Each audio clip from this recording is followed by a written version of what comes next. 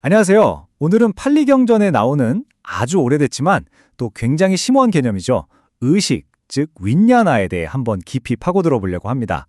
우리가 나라고 굳게 믿고 있는 것, 그 가장 깊은 곳으로 함께 떠나볼까요?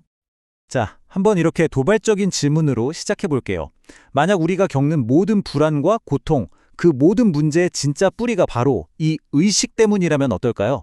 이 질문이 바로 오늘 우리가 함께 풀어갈 미스터리의 핵심입니다. 좋습니다.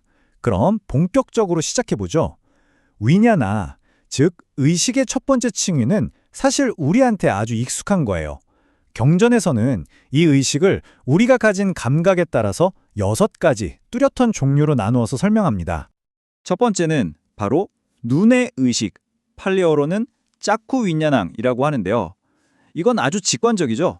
눈이 어떤 형태랑 딱 마주쳤을 때, 아, 저건 예쁘다, 저건 싫다 하고 판단하기 바로 그 이전, 그냥 아, 뭔가가 보인다 라고 아는 그 순수한 알아차림의 순간을 말하는 겁니다.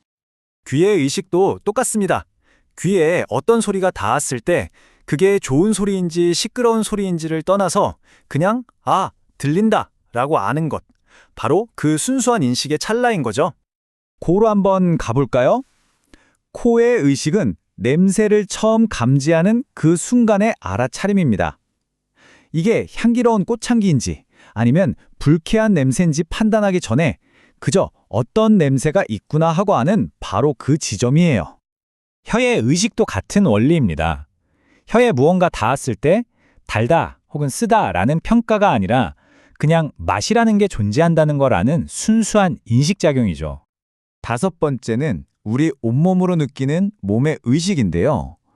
부드러운 이불의 감촉이라든지 차가운 바람이 피부에 스치는 느낌이라든지 그저 그 감각 자체를 아는 것, 그걸 말합니다.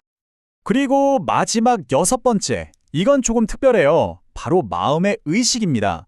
이건 외부 감각이 아니라 우리 마음속에서 문득 떠오르는 생각이나 이미지, 기억 같은 것들을 알아차리는 내적인 감각을 말하는 거죠. 자, 지금까지는 의식을 6가지 감각으로 나눠봤는데요. 이제부터가 진짜 핵심입니다. 의식이 우리 삶에서 도대체 어떤 역할을 하는지 그 본질을 한번 들여다볼 차례거든요. 의식은요, 그냥 수동적으로 뭔가를 알아차리기만 하는 게 절대 아닙니다. 더 깊이 들어가 보면 우리의 현실과 고통을 만들어내는 이 거대한 시스템에서 아주 능동적이고 결정적인 역할을 하는, 말하자면 엔진 같은 존재예요. 이게 바로 연기법이라는 불교의 핵심 원리인데요. 화면을 보시면 마치 모든 게 사슬처럼 얽혀 있죠. 자, 1단계, 우리의 과거 행위인 형성이 씨앗이 되어서요. 2단계인 의식이라는 싹을 틔웁니다.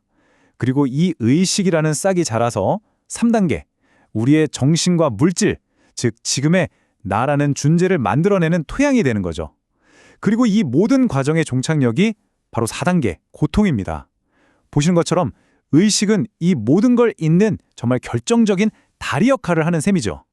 이 경전 구절이 그 중요성을 아주 강렬하게 보여줍니다. 어떤 고통이 일어나던 그 모든 것은 의식을 조건으로 한다. 다시 말해서 만약 의식이 이 역할을 하지 않으면 우리가 아는 그 어떤 고통도 애초에 생겨날 수 없다는 뜻이에요. 정말 엄청난 통찰 아닌가요? 그렇다고 해서 의식이 일방적으로 모든 걸 다 만들어내는 건 아니에요. 이 둘의 관계는 아주 재미있는 비유가 있는데 마치 갈대다발 두 개가 서로에게 기대어 서 있는 것과 같아요. 의식은 우리의 정신과 물질을 만들어내지만 동시에 정신과 물질이라는 든든한 기반이 없으면 의식 또한 혼자서는 존재할 수가 없다는 거죠. 서로가 서로를 의지하며 존재하는 정말 뗄래야 뗄 수 없는 관계인 겁니다. 자, 그럼 여기서 우리가 빠지기 쉬운 아주 큰 오해를 하나 짚고 넘어가야 합니다. 바로 의식이 영원하고 변치 않는 나 자신 혹은 영혼 같은 거라고 생각하는 거죠. 경전에서는 바로 이 생각이 가장 큰 착각이라고 이야기합니다. 여기서 아나따, 우리말로는 무아라는 핵심 개념이 등장합니다. 이게 무슨 뜻이냐면 변하지 않는 고정된 나라는 실체는 원래부터 없다는 가르침이에요. 우리가 나의 경험이라고 생각하는 모든 것은 사실 주인이 없는 비개인적인 과정들이 그저 계속 흘러가는 것일 뿐이라는 거죠. 우리가 나라고 부르는 건요. 사실 이 5가지 과정, 즉 오온의 일시적인 묶음에 불과합니다. 몸이라는 물질, 거기서 일어나는 느낌, 무언가를 알아보는 인식, 그리고 여러 가지 정신적인 작용들과 바로 의식이죠. 중요한 건 이거예요. 의식은 이 5가지 구성 요소 중 하나일 뿐이지 이 경험 전체의 주인이 아니라는 겁니다. 그러니까 결론은 명확해지죠. 의식은 끊임없이 조건에 따라서 생겨났다가 사라집니다. 영원하지가 않아요. 이렇게 계속 변하는 게 어떻게 독립적이고 영원 불변한 자아가 될 수 있겠어요. 그런 불가능하다는 게 경전의 통찰입니다. 좋습니다.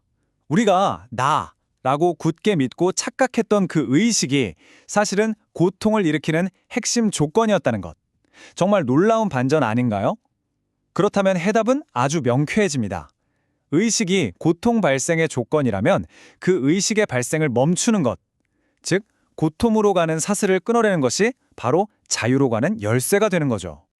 아까 봤던 고통의 사슬 기억나시죠? 그걸 그냥 거꾸로 뒤집으면 됩니다. 업의 의도, 즉 형성을 만드는 걸 멈추면 그 결과인 의식도 더 이상 일어나지 않게 되죠.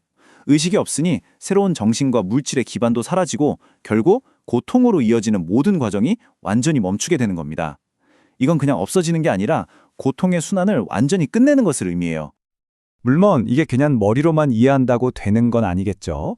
경전에서는 지혜와 깊은 명상 수행, 즉 자나라고 불리는 경지를 통해서 의식의 진짜 본질을 직접 꿰뚫어 보고 그것을 넘어설 수 있는 구체적인 실천의 길까지도 제시하고 있습니다.